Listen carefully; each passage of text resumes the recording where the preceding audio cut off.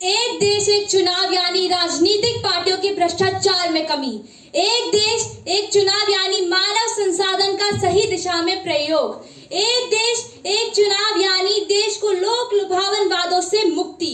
एक देश एक चुनाव यानी लोगों का चुनाव में बढ़ चढ़कर हिस्सा लेना और लोकतंत्र को मजबूती प्रदान करना। नमस्कार, मेरा नाम प्रियदर्शनी जोशी है।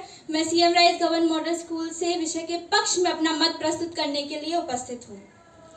महोदय, यदि एक देश एक चुनाव की परिकल्पना साकार हो जाती है तो हमारा देश न केवल सामाजिक और राजनीतिक बल्कि शैक्षणिक, वैदेशिक तथा वित्तीय तथ्यों और मुद्दों के लिए भी न केवल सकारात्मक, हितकारी, लाभकारी व प्रभावशाली है बल्कि भारत के बेहतर भविष्य के लिए आवश्यक भी है। महोदय, 1983 और 1999 की लॉ कमीशन रिपोर्ट के अनुसार देश के लगभग 35% लोग रोजगार जैसे कारणों की वजह से अपने मूल स्थान पर नहीं रहते, जिस कारण वे चुनाव में हिस्सा नहीं ले पाते। यदि 5 साल में पंचायत, नगर पालिका, नगर परिषद, विधानसभा, लोकसभा के चुनाव 3 से 4 बार हो जाते हैं तो मैं अपने विपक्षी वक्ताओं से पूछना चाहूंगी कि वो व्यक्ति अपना रोजगार छोड़ बार बार वोट डालने कैसे आ सकता है। महोदय, 2024 के लोकसभा चुनाव में 1,35,000 करोड़ रुपए खर्च हुए हैं, जो कि 2020 के अमेरिका के चुनाव के खर्चे से भी ज्यादा है। और लॉ कमीशन की 2018 की रिपोर्ट और सेंटर फॉर मीडिया स्टडीज के रिसर्च के अनुसार यदि एक देश एक चुनाव होगा तो इसमें 35% तक कमी हो सकती है। महोदय, मैं एक विवाह निमंत्रण में गई थी तो मैंने वहां देखा कि एक साथ 3 लड़कियों की शादी हो रही है। तो मैंने उनसे पूछा कि आप अपनी तीनों बेटियों की शादी एक साथ कर रहे हैं? तो उन्होंने कहा, जैसी समस्या वैसा समाधान, अर्थात एक साथ शादी करने से खाने का खर्चा, मेहमानों की व्यवस्था का खर्चा, सजावट का खर्चा, घर वालों के कपड़ों के खर्चे में कमी हो सकती है और साथ साथ समय की बचत भी हो सकती है। तो क्यों ना इस व्यवस्था को अपनाया जाए।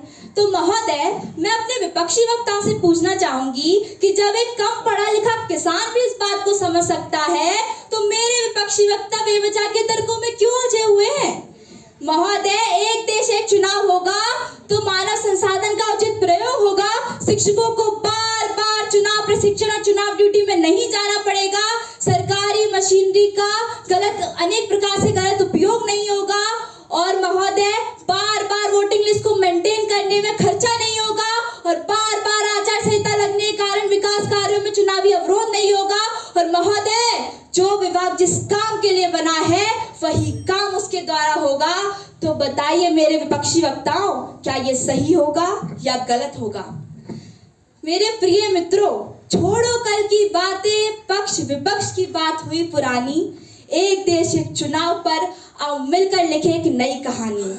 मेरे विपक्षी वक्ता संविधान में बदलाव की बात से हमें डरा रहे हैं, पर शायद इन्होंने ध्यान नहीं दिया कि अभी तक संविधान में 127 संशोधन हो चुके हैं, तो देश हित के लिए कुछ और संशोधन नहीं हो सकते।